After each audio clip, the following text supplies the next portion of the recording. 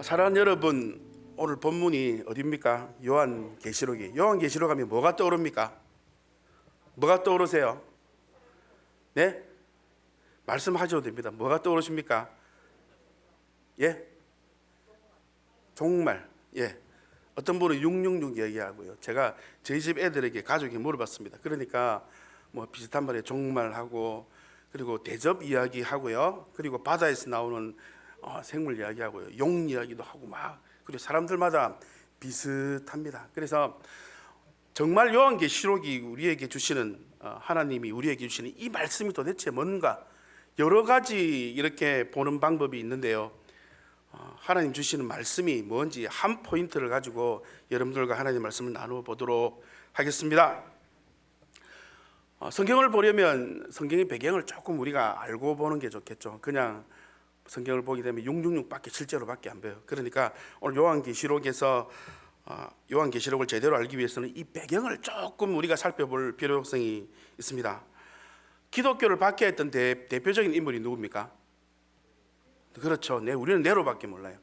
네로예요. 네로 황제가 죽게 됩니다. 왜 죽냐면 살해돼요. 그냥 죽는 게 아니고 살해돼요. 네로가 죽고 난 이후에 정치적인 혼란이 이 로마 시대에 오게 됩니다. 그래서 한 해 동안 AD 69년 한 해 동안 황제가 몇 명이 바뀌냐면요, 4명이 바뀝니다. 그만큼 정치적으로 혼란이 일어나겠죠. 그리고 이 정치적인 혼란을 넘어서 다음 황제가 등극하게 되는데, 그 황제 이름이 베스파시안이라고 하는 황제가 등극을 하게 됩니다. 그래서 이 황제는 기독교에서 조금 옹호적인데 기독교인은 아닙니다. 이 황제가 등극을 하고 난 이후에 기독교의 탄압이 없어지는 것처럼 보였습니다. 그래서 이 시기에 네로에게서 고생을 했던 이 기독교인들이 다시 나타나기 시작합니다. 그래서 교회를 세우게 되고요. 그래서 거기서 사람들이 모여들기 시작하고 자유로운 신앙생활이 가능했다는 거예요. 그렇게 하다가 이 베스파시안 황제가 있을 때는 평화를 누렸는데 그 아들에게 정권이 넘어가게 됩니다. 그 아들이 누구냐면 티투스 장군이라고 아실까요? 그 티투스 장군이 황제로 등극을 하게 되는데요. 등극하자마자 2년 만에 열병으로 죽게 됩니다. 그리고 이 티투스 황제의 동생인 도미티안 황제가 새로운 로마의 황제로 등극을 하게 됩니다. 그래서 기독교 박해의 첫 번째는 네로고요. 두 번째 도미티안 황제라고 보통 이야기를 하는데요. 기독교 박해의 역사는요, 8회, 10회까지 이렇게 넘어갈 만큼 엄청난 박해가 황제를 통해서 일어나게 됩니다. 그런데 오늘 도미티안 황제에 대해서 이야기를 할 건데, 이분은 누구냐면 두 번째예요. 두 번째. 네로 이후에 그 다음에 기독교를 박해했던 인물입니다. 도미티안이라고도 부르고요, 도미티아누스라고 부르기도 합니다. 그냥 들으시면 됩니다. 안 외우셔도 돼요. 네로만 아셔도 충분합니다. 그래서 이 도미티안 황제를 통해서 때문에 그리스도인들의 운명이 바뀌게 됩니다. 도미티안 황제가 AD 81년에 등극을 하게 되는데요. 처음에 등극을 했을 때 힘이 있었을까요? 없었습니다. 그래서 도미티안 황제는 무언가를 해보려고 많이 이렇게 노력을 했고요. 원로원과 외교, 정치적으로, 군사적으로 아무런 힘이 없었습니다. 누가요? 도미티안 황제가 없었어요. 그래서 티투스 황제가 사망하고 난 이후에 정치적으로 굉장히 혼란이 왔어요. 경제적으로 좀 힘든 부분이 이렇게 왔었고요. 그래서 도미티안 황제는 어떻게 이 난국을 파헤쳐 나갈까라고 생각했던 게 뭐냐면 종교를 이용해서 정치를 장악하자, 이렇게 계획을 세웠다고 합니다. 그래서 도미티안 황제는 로마의 전통적인 신을 불러들이자, 그래서 신본주의 정치를 하기 위해서 도미티안 황제는 이런 계획을 세우게 되는데요. 안 먹혀듭니다. 힘이 없기 때문에. 그래서 원로원에서 반대하고요, 정치적으로 반대하고요. 특히 어느 무리가 반대를 했을까요? 기독교인입니다. 기독교인에서 반대를 했기 때문에 도미티안 황제는 힘에서 밀려서 이 모든 내용을 포기하고요, 그냥 뒤로 빠져나가서 그냥 소위 말하는 널널한 정치를 이렇게 하게 되는데요. 10년이 지나갑니다. 10년이 세월이 흐르니까 어떻게 됐을까요? 모든 것을 황제니까 다 장악을 하겠죠. 장악을 하고 이제부터 이제 내가 시작을 해야 되겠다. 뭐부터 했을까요? 기독교 탄압을 하기 시작하는데 그 이유가 뭐냐면 자기의 하려고 했던 이 종교를 통한 정치의 변혁을 막았던 게 누구예요? 기독교 공동체. 이것들을 먼저 없애야 되겠다라는 계획을 세우게 됩니다. 이미 도미티안 황제는 강력한 힘을 가지게 됩니다. 도미티안 황제는요, 그 힘을 가지고 그동안 전통적인 로마의 신들을 복권하고 재건하기 시작합니다. 이 신들이 로마로 들어와야 로마의 경제가 발전하게 된다라는 모토를 가지고 시작을 하게 되는데요. 그런데 이 경제 발전을 위해서 내가 신들을 불러들이려고 신들을 세우고 신전을 세우려 하는데 반대하는 인물들이 있다. 누구냐면 저 기독교인들이다. 저 기독교인들은 자기 자식들을 죽이기도 하고 엄란한 파티를 벌리고 사회 악이다. 자기들밖에 모르고 피를 나눈다 라고 하는 명목으로 기독교인들을 박해하기 시작합니다. 그리고 이 도미티안 황제가 이 기독교인들을 박해하는 명목이 뭐냐면 이 기독교인들의 피가 이 전통적인 신들의 제사로 드려져야 된다라는 명목이었습니다. 그리고 이것을 더불어 도미티안 황제가 또 하나 선포하는 게 있는데요. 이겁니다. 내가 신이다 라고 얘기를 합니다. 사람들은 뭐라고 했을까요? 도미티안 황제 정신병자 아니야, 이상하다 이렇게 했을까요? 그렇지 않습니다. 신으로 받아들입니다. 왜냐하면 로마의 정치는요 이렇습니다. 황제가 죽고 나면 그 황제를 신으로 등극을 시켜요. 그러니까 사실은 신들이 다 가짜 신들이겠죠. 자기들 마음대로 하겠다는 그런 뜻입니다. 그래서 이 도미티안 황제는요 자기를 부를 때 이렇게 부르라고 얘기합니다.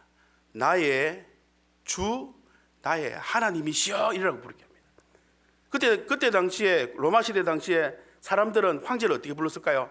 나의 주, 나의 하나님이시여 라고 불렀습니다. 우리 성경에 누군가 그렇게 얘기했죠. 그 이야기를 기독교인들이 따라 했을까요? 절대 안 하죠. 하지 않죠. 그래서 잘 된 거예요. 도미티안 황제는 그래서 이런 명목으로 신을 신으로 부르지 않고 사람으로 부르고, 로마의 시민들은요 도미티안 황제를요 하나님으로 모시는 거예요. 그래서 사람이 집권하는 나라가 아니라 누가 집권해요? 신이 집권하는 나라니까 신정 정치를 하게 되는 거예요. 로마는 대단한 나라가 됩니다. 그런데 그 밑에서 짓눌리게 되는 누구요? 기독교인들이 그때부터 박해를 시작하게 되는데, 이것이 바로 그 유명한 도미티안 박해라고 불려지게 됩니다. 당시 기독교인들은 하나님은 한 분밖에 없다, 절대 인정하지 않죠. 우리의 신앙도 그렇습니다. 하나님은 한 분밖에 없고, 그리고 교회를 위해서, 하나님 나라를 위해서 우리가 헌금하죠. 그때 당시에도 이 그리스도인들은 성전을 유지를 위해서, 하나님 나라를 위해서 이렇게 헌금을 했는데, 내가 하나님이니까 이 헌금이 어디로 가야 될까요? 도미티안 황제에 가야 되는 거예요. 그래서 기독교인들은 어떻게 할까요? 거부를 하게 됩니다. 명목이 너무나 완벽해졌어요. 모든 사람들이 다 인정하는 하나님을 기독교는 인정하잖아요. 그래서 도미티안 황제는 10년 전에 힘이 없어서 좀 우울했잖아요. 그래서 10년 뒤에 엄청나게 강력한 고난을 가지고 이제부터는 기독교인들을 말살시키는 정책을 하기 시작합니다. 그래서 그리스도인들의 이 이상한 신앙 때문에, 이 이상한 종교 때문에 로마의 신들이 로마로 들어오지 못하기 때문에 로마가 이렇게 힘든 거다. 그래서 이들을 제물로 바치자 하면서 모든 사람들이 기독교인들 신고하고 고발하게 되고, 잡혀가서 고문당하고 박해를 당하게 되는 그런 시기가 바로 되게 됩니다. 그래서 로마의 신들이 로마로 들어오게 하기 위해서 기독교인들을 횃불로 이렇게 감아서 달아둡니다. 도시 입구에 달아놔서 하루 종일 그렇게 두는 거예요. 그리고 초를 바르고 콜타르를 발라놓고 밤이 되면 이 횃불에 뭘 해요? 불을 붙여서 화형을 시키는데 제사를 드리는 거예요. 누구에게요? 그 신에게. 그 신들을 불러드리는 거예요. 그들의 입장에서는 제사지만은 극심한 박해와 잔혹한 살육이 시작되게 됩니다. 그래서 이 방금 말씀드렸던 이 역사적인 내용이 바로 요한계시록의 배경이 됩니다. 이 시기에 이 본문을 기록했던 사도 요한이 반모 섬으로 유배를 지나고 거기서 잡혀 있게 됩니다. 그리고 더 놀랍고 무서운 건요, 이 도미티안 황제의 친척이 있는데 클레멘스라고 하는 친척이 있습니다. 이 사람이 기독교인인데요, 이 사람은 어떻게 했을까요? 죽입니다. 그리고 그 아내 도미틸다라고 하는 사람이 있습니다. 그 아내가 기독교인인데 어떻게 했을까요? 죽입니다. 정말 잔인한 사람이죠. 자신의 정치적인 목적을 위해서 모든 기독교인들을 다 죽이겠다. 그래서 이 땅에서 기독교 씨를 말려버리겠다라고 하는 정치를 내세운 게 도미티안 황제입니다.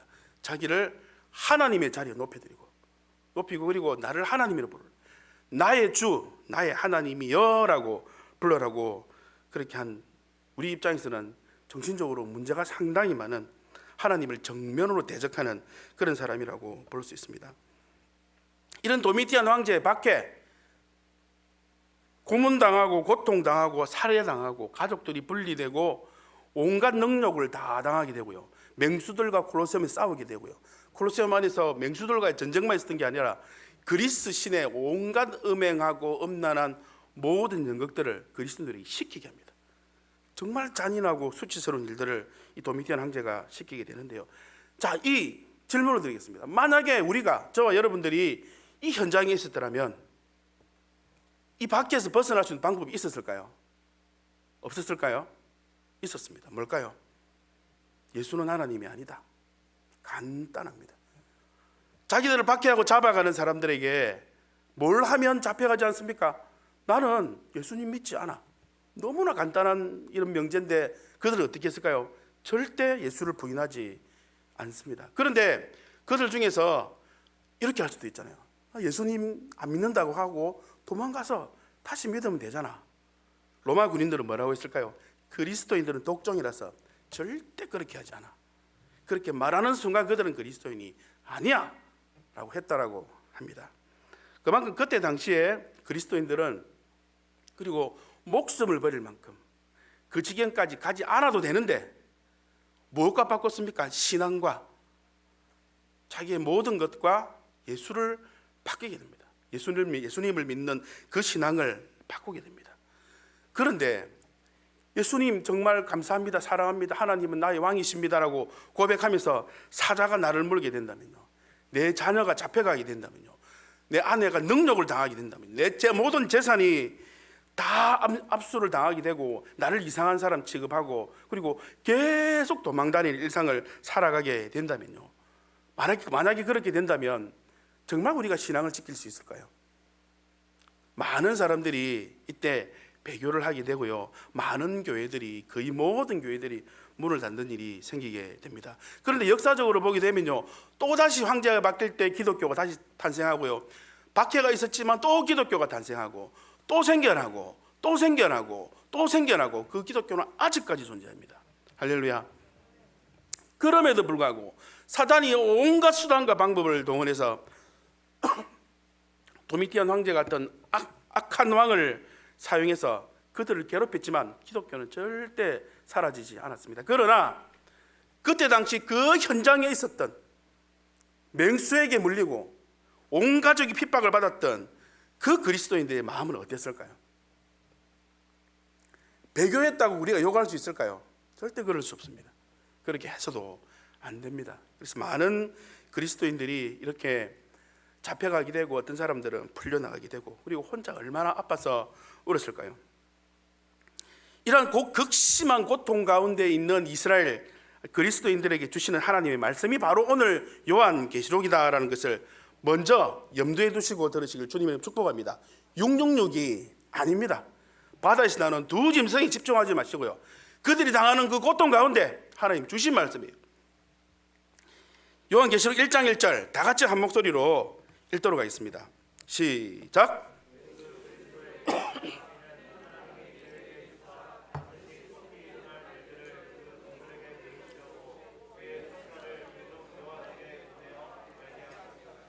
예수 그리스도의 계시라.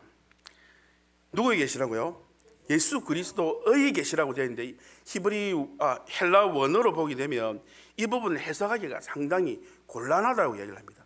두 가지 해석이 있는데요, 첫 번째는 예수 그리스도께서 주신 계시다가 첫 번째고요, 두 번째로는 예수 그리스도에 대한 계시, 두 가지입니다. 이 둘을 같이 동시에 보게 되면 이렇습니다. 예수 그리스도께서 주신 예수 그리스도에 대한 계시다. 할렐루야. 예수 그리스도의 계시라고 하는 것은 예수 그리스도께서 주신, 예수님이 주신 예수님에 대한 계시가 뭐예요? 요한계시록 전체라는 거예요. 할렐루야. 그래서 극심한 박해 가운데서 목숨을 잃을 위기, 너무나 아픈 위기, 힘듦이 계속 끊어지지 않고 지속적으로 이어지는 그 고통 가운데 있는 사람에게 주신 누가요? 예수님에 대한 것을 직접 가르쳐 주시는 그런 본문이 바로 오늘 요한계시록 1장입니다. 그래서 요한계시록 전체의 내용은 예수님에 대한 거예요. 뭐라고요? 예수님에 대한 것. 음모론 자의 말에 빠지지 마시고요. 666이 아닙니다. 예수님에 대한 이야기를 요한계시록이 이렇게 말을 하고 있습니다. 그래서 오늘 본문을 우리가 살펴보면서 어떤 포인트를 가질 거냐면요, 예수님이 어디에 계신가? 극심한 고통이 연속이 되어지는데, 계속 아픈데, 계속 힘들고 고난이 일어나는데, 계속해서 기독교인들이 죽어가고 있는데 예수님은 어디에 계신가? 라는 포인트로 그 시선을 맞춰서 하나님의 말씀을 보도록 하겠습니다. 대부분의 학자들은요, 요한계시록을 제5의 복음서라고 그렇게 말하기도 합니다. 사복음서는 이렇죠. 예수님에 대한, 초림으로 오신 예수님에 대한 말씀을 하시고요, 다시 오실 예수님에 대해서도 일부 설명을 하기도 합니다. 마태복음은 왕으로 오신 예수님을 이야기하고요, 마가복음은 종으로 오신 예수님, 누가복음은 뭐예요? 사람으로 오신 예수님, 그리고 요한복음은요, 하나님이신 예수님에 대한 이야기를 하고요, 그리고 요한계시록은요, 완벽한 왕으로, 완벽하신 하나님으로 다시 심판주로 이 땅에 오시는 예수님을 설명하고 있는 것이 어디예요? 요한계시록입니다. 요한계시록은요, 예수님을 말하는 거예요. 예수님께서 예수님 자신을 설명하면서 일어날 일을, 예수님이 하실 일들을 성부, 성자, 성령 하나님을 모두 다 출연시키면서 하시는 말씀이 요한계시록이라는 것입니다. 할렐루야. 그래서 예수님에 대해서 가장 위대하게, 모든 성경이 위대하지만 가장 예수님을 엄청난 왕, 강한 왕, 위대한 왕의 왕이고 하나님이신 그분을 가장 멋지게 표현한 것이 바로 요한계시록이라고 하는 것입니다. 당시 도미티안 박해로 고통받고 있는 사람이 누굴까요? 믿음의 백성들, 그리스도인들이 갈등을 하고 있었어요. 갈등을 안 했을까요?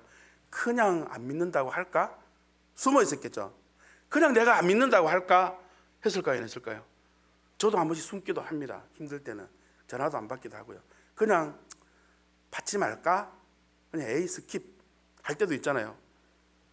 고통이 왔을 때 이 사람들은 분명히 힘들었을 거예요. 이 고통이 언제 끝날지 모르니까 그냥 포기를 할까 했을지도 모릅니다. 했던 사람도 분명히 있을 것입니다. 그래서 오늘 계시록 1장 4절부터 8절을 한번 묵상하면서 같이 이렇게 볼 건데요, 이 1장 4절에서 8절까지 내용은 이전에 방금 전에 말씀드렸던 대로 하나님, 예수님, 성령님에 대한 이야기고, 그리고 예수님은 이런 분이고 그 피로 어떻게 했고, 그래서 예수님이 다시 올 것이다 라는 내용을 이야기를 하고 있습니다.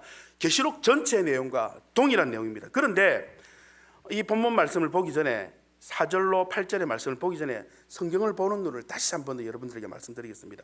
잠시 조금만 공부할게요. 성경을 해석하고 구성하는 방법 중에 수미상관법이라고 있습니다. 뜻은 몰라도 됩니다. 그게 뭐냐면 처음에 있는 구절과 끝에 있는 구절이 똑같다는 거예요. 이게 수미상관법. 그래서 처음에 있는 구절과 끝에 있는 구절이 같으면 중간에 있는 내용은 이 첫 번째와 마지막 걸 설명한다는 거예요. 그래서 수미상관법은 맨 처음 단어와 맨 처음의 구절과 맨 끝의 구절만 하면 뭘 말하는지 안다는 거예요. 할렐루야. 시편 8편 1절로 9절 혹시 준비됐습니까? 1절만 읽겠습니다. 시작.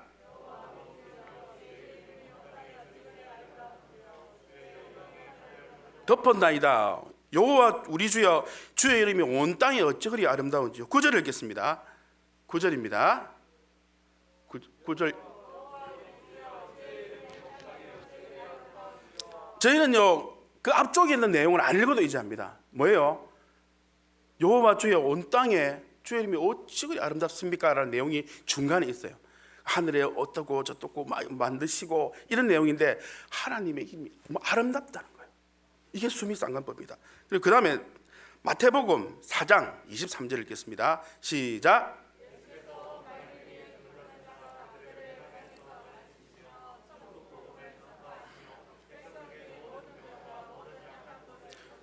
예수께서 온 갈릴리에 두루 다니시며 그들에게 회당에서 가르치시며 천국 복음을 전파하시며 백성들에게 모든 병과 모든 약한 것을 고친다라고 되어 있습니다. 그리고 9장 35절 읽겠습니다. 시작.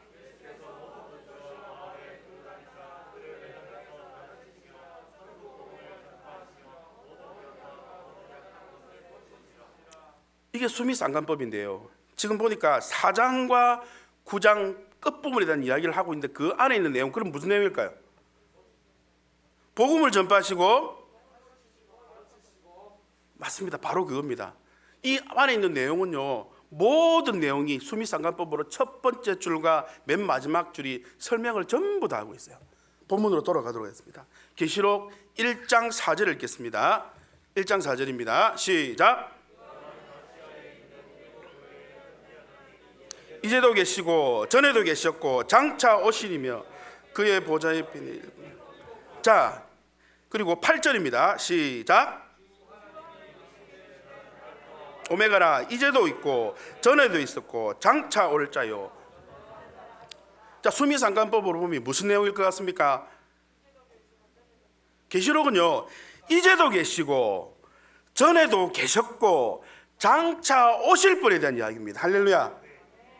계시록은 누구에 대한 이야기입니까? 예수님에 대한 이야기예요. 이제도 계셨고 지금도 계시고 전에도 계셨고 장차 미래에 오실 그분에 대한 이야기를 설명을 하시는 거예요. 그런데 왜 하나님께서 이제도 계시고 전에도 계시고 장차 오실 분에 대한 이야기를 하실까요? 그런데 오늘 본문에 제가 넘겨드리지 않았는데 요한계시록 4장 8절을 한 번만 찾아주십시오. 요한계시록 4장 8절입니다. 4장 8절을 보게 되면 거룩하다부터 읽어보도록 하겠습니다. 시작. 거룩하다,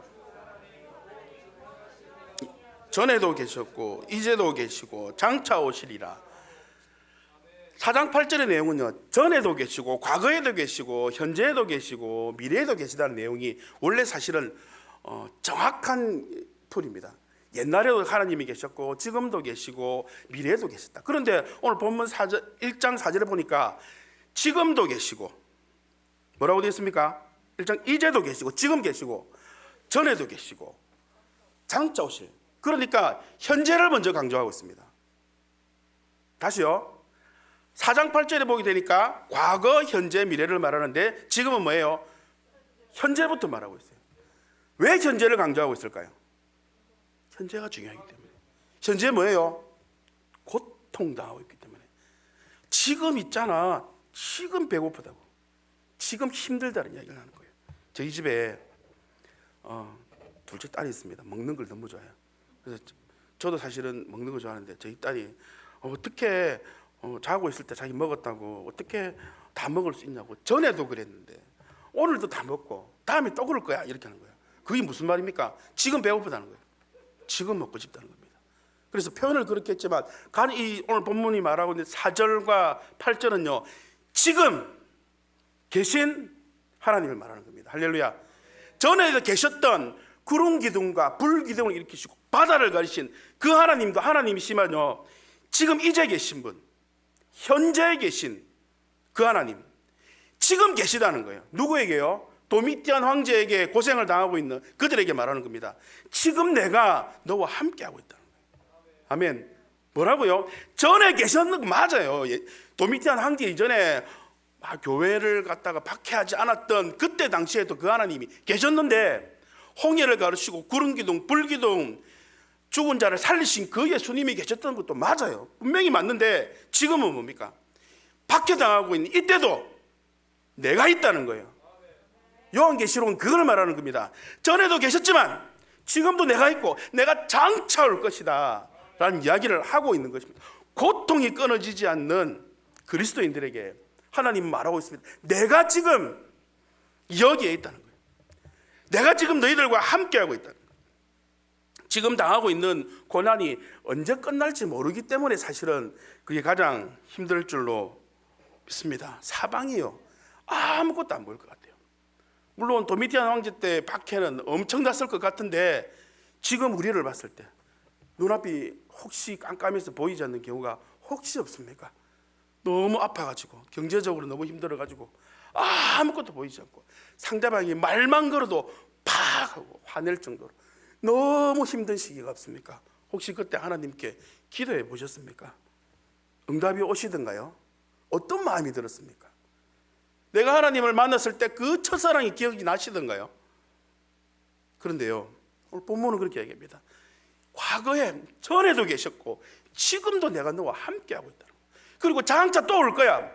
창세전부터 지금까지 그 이후까지 내가 너희와 함께하고 있다라고 본문은 그렇게 말하고 있습니다. 누구에게요? 고난받고 있는 사람에게, 고통당하고 있는 사람에게, 죽을 것 같은 사람에게, 매일매일 숨어 다니기도 힘든 사람에게, 빚에 쪼들려서 전기요금을 못 내고 수도요금을 못 내고 너무 힘들어가지고 전기요금을 못 내서 전기가 끊어가지고 냉장고에 물이 줄줄 새본 경험 있습니까?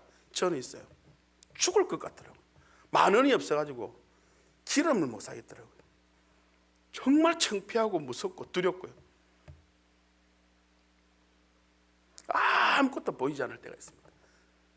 그래서 어떤 사람은요, 힘든 결정을 하게 되는 경우도 있더라고요.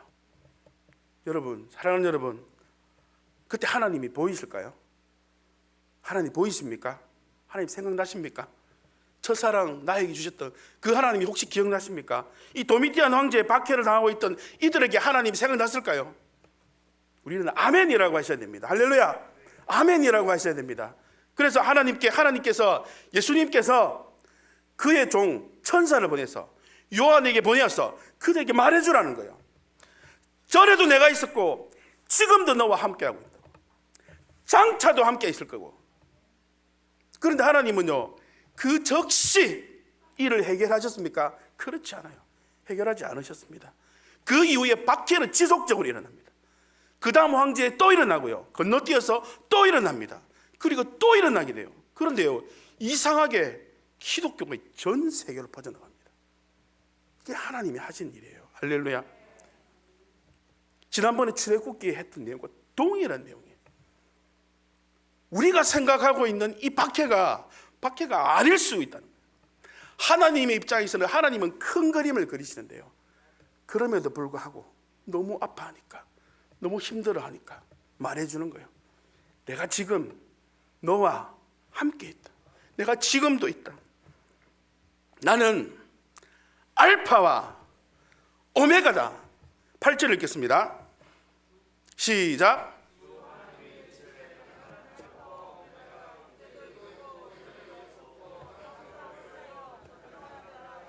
하나님은요, 이렇게 말합니다. 이 고난의 처음도 나에게 있었고 고난의 끝도 나에게 있는 것이다. 고난 가운데 있지만 이 고난 가운데서도 내가 그 속에 존재한다라고 하나님은 그렇게 우리에게 말하고 있습니다. 그것을 하나님께서는요, 고난받고 있는, 박해받고 있는, 끊이지 않는 고난 가운데 있는 저와 여러분들, 그리고 도미티안 황제, 오늘 본문이 말하고 있는 도미티안 황제 박해 가운데 있는 이들에게 말하고 있습니다. 나는 알파고 나는 오메가다. 처음이고 마지막이고 현재에도 있다 라는 것을 가르쳐 주시는 거예요. 그리고 선포하고요, 나는 처음에 있었고 옛날에도 있었고 지금도 있으니까 걱정하지 마, 이게 아니고요, 계시를 하고요, 선포하고 계신 거예요. 사랑하는 여러분, 박해 가운데 있습니까? 혹시 아픔 가운데 있습니까? 고통 가운데 있습니까? 하나님 살아계십니다. 하나님은 알파고요, 오메가시고요, 전에도 계셨고 지금도 계시고 장차 오실 거고요. 그리고 하나님은요, 8절 끝에 뭐라고 되어 있습니까? 전능하신 하나님이라고 되어 있습니다. 할렐루야. 하나님은 유능하신 분이 아니고요, 잘하는 게 아니고요, 못하는 것이 없는 분이십니다. 흑암에서 유를 창조하시고요, 아무것도 없는 곳에서 온 천지 만물을 창조하신 분이 바로 우리 하나님이시라니까요. 하나님은 사람이 할 수 없는, 인간의 생각으로 모든 것을 뛰어넘는, 훨씬 뛰어넘는, 유능은요, 하나님 앞에 가면 아무것도 아닙니다. 잘하는 것 말고요, 불가능한 것을 하시는 분이 그 하나님이다. 내가 그 하나님이다. 내가 알파고 내가 오메가다. 걱정하지 말라는 거예요. 이 말씀이 선포되고 난 이후에 도미티안 황제의 치하에 있던 그리스도인들 어떻게 했을까요? 위로를 얻는 거예요. 우리 주님 계시구나. 우리 주님이 나와 함께 계시구나. 사랑하는 여러분, 끊임없는 끊어지지 않는 지속되는 고통 가운데 혹시 있습니까? 하나님은요 과거에 계셨어요. 우리에게 좋은 일이 생겼을 때든지 안 좋은 일이 생겼을 때든지 그 과거부터 지금도 여전히 계시고요. 지금 우리가 찬양하면서 하나님 찬양, 예수님 찬양했지만, 우리 주의 성령이 했지만 박수를 이렇게 하든지 하나님 계시다니까요. 할렐루야. 그 하나님 지금도 계시고 여전히 계시고요. 반드시 장차 오십니다. 할렐루야. 그리고 그 장차 오실 분이요 아직 안 오셨어요. 이 말씀은 이루어져야 됩니다. 할렐루야. 이루어질 줄 믿습니다. 그분이 이 자리에 함께 하신다니까요.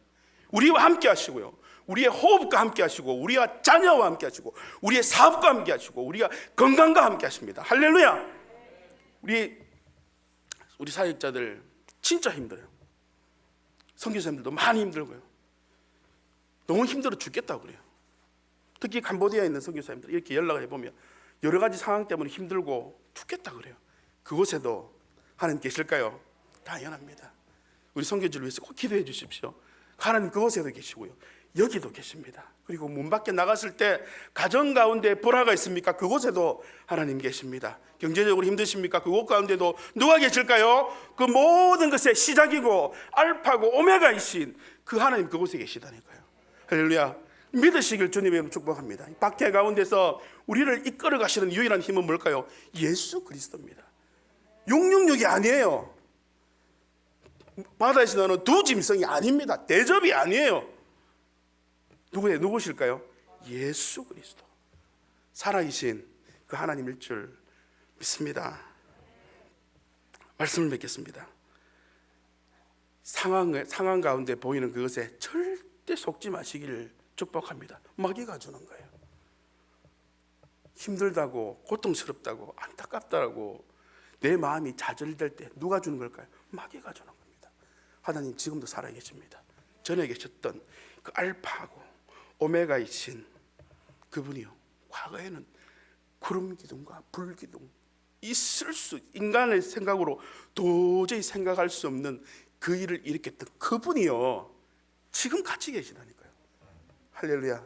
눈에 보이지 않지만 우리가 기도하고 하나님께 무릎 꿇을 때, 하나님께 집중할 때, 고난에 집중하지 말고 하나님께 집중할 때, 예수 그리스도에게 집중할 때 그 하나님이 분명히 함께 하신다는 것을 느낄 수 있다는 것을 믿으시길 주님의 이름으로 축복합니다.